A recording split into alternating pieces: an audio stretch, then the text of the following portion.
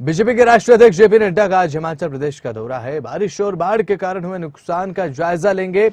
सिरमौरी ताल क्षेत्र में स्थिति का भी जायजा लेंगे जेपी नड्डा। और जो नुकसान हुआ है, नुकसान का आकलन किया जाएगा कि नुकसान हुआ कितना।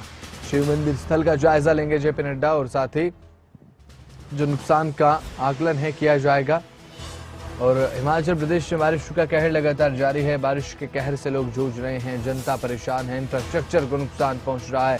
कहीं सड़कें धंस रही हैं, कहीं लैंडस्लाइड हो रहा है और भूस्खलन देखने को मिल रहे हैं।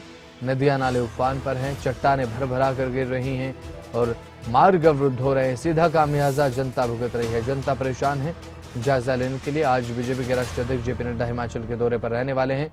बारिश और बाढ़ के कारण जो नुकसान हुआ उसका जायजा लेंगे।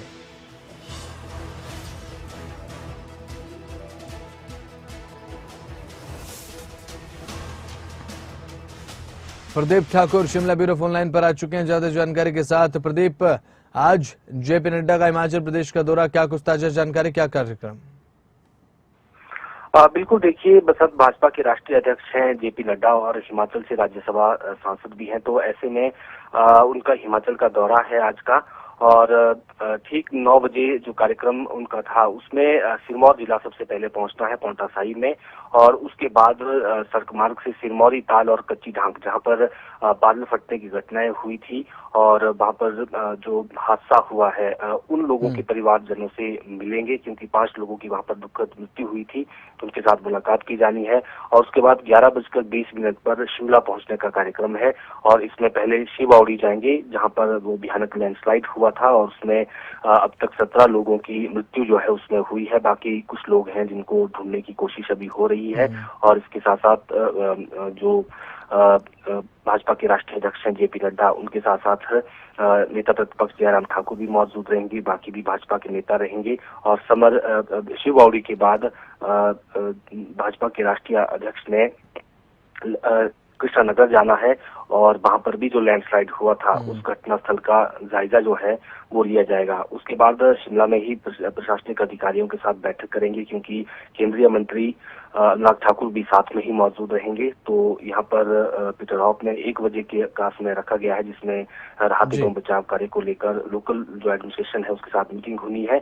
और उसके बाद फिर सीधे बिलासपुर जाएंगे, जो उनका गृह जिला भी है। वहां पर भी बाढ़ से नुकसान हुआ है और वहां पर भी लोगों के साथ मुलाकात की जानी है। राहत बचाव कार्यों की समीक्षा, वहां पर पुनर्वास कार्यक्रमों को लेकर चर्चा जो है वहां पर की जानी है। तो कुल मिलाकर ये 1 दिवसीय दौरा है और उसमें अलग अलग स्थानों पर जेपी नड्डा जाएंगे। जी ठीक है प्रदीप ठाकुर, देखिए जेपी नड्डा बीजेपी के राष्ट्रीय अध्यक्ष हैं और साथ ही केंद्रीय मंत्री अनुराग ठाकुर भी दौरे पर है। 2 बड़े नेता हैं बीजेपी के। एक राहत राशि की उम्मीद वहां की जनता को भी है और प्रदेश सरकार को भी। क्या बड़ा ऐलान किया जा सकता है क्या?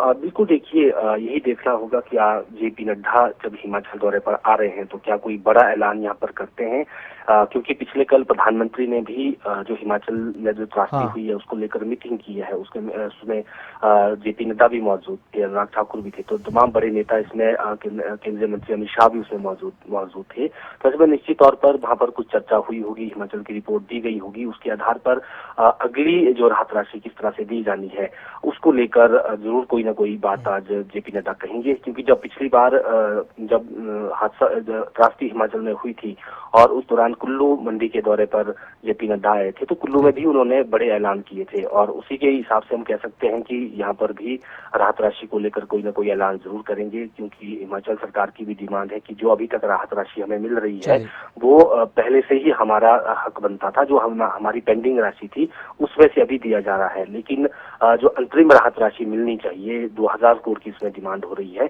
वो अलग से प्रदेश के लिए क्या दिया जाता है, ये प्रदेश सरकार भी मांग करती रही है। और अब देखना होगा कि जेपी नड्डा जब ये सारी चीजों को खुद देखेंगे यहाँ पर, उसके बाद यहाँ पर बड़े ऐलान क्या करते हैं। जी बिल्कुल ठीक है, बहुत बहुत शुक्रिया प्रदीप ठाकुर, जुड़ने के लिए। नजर बनाए रखिएगा, जानकारी लेते रहेंगे।